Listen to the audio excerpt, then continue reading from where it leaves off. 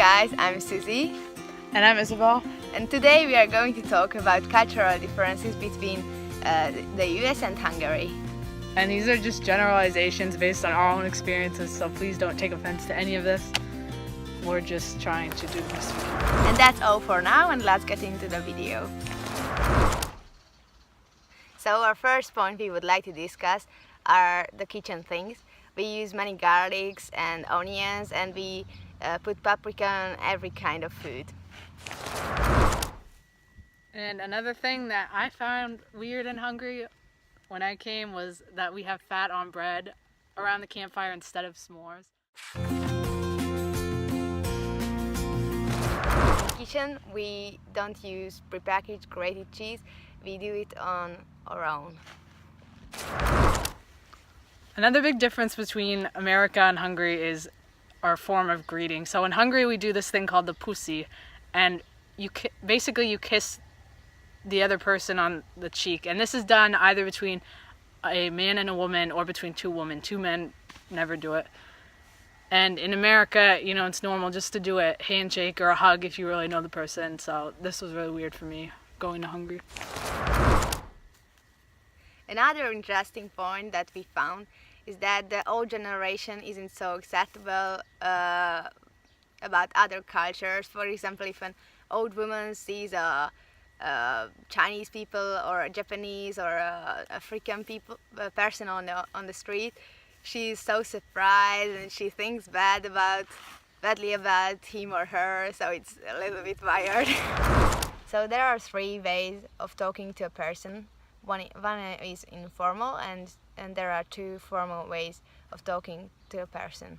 So the informal way, you know it, and in the informal way you use sia or like that, and you are just talking as usual.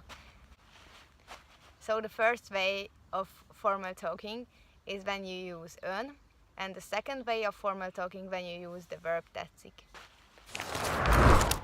So one of the big things that I noticed here was the underage drinking culture and smoking culture. Everybody here offers you alcohol, even if you're under 18, which is technically the drinking age. And a lot of people smoke too. And in America, vaping is more common, I think, in schools, which isn't healthy either. But so another interesting fact is here the weight and your salary isn't a taboo. So the landscape of Hungary is definitely way different than New England, which is where I'm from.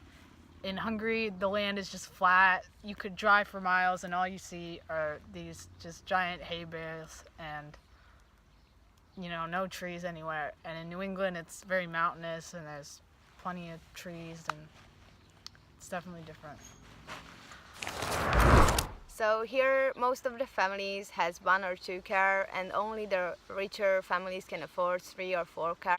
So we get to the school or to the work by bike, or we use the public transport.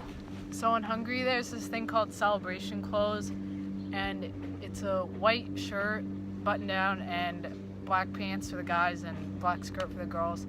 And they wear on special occasions like the first day of school or the last day of school or stuff like that. And in the American public schools, there is no uniform whatsoever. For me, it's different because I go to a private school. I have to wear a polo shirt every day and khakis, but for the majority of Americans, that's not the case. So let's talk about leaving a tip in a restaurant. In Hungary, if you like the service, you leave an amount of money, but it's not so strict how much you leave. And in America, usually we pay 20% of the bill if you like the service. If you didn't like it, maybe 15% of the bill or even 10%, but it's usually more than Hungary. The style of bathing suits is also very different here for men. A lot of men here wear Speedos, which quite frankly I found kind of disgusting. Seeing my great uncle in a Speedo is kind of gross, 60-year-old dude. And when my father was in America, in the US, wearing Speedos at the same time in Hungary was a fashion. and he wore speedos there, and everybody was watching him with a strange look, and everybody thought he's gay, and it was a really strange experience for my father because he thought that he is fashionable. So, as a Roman Catholic, I have attended Mass both here in Hungary and in America, and I would say that the tone of the Masses here are definitely different.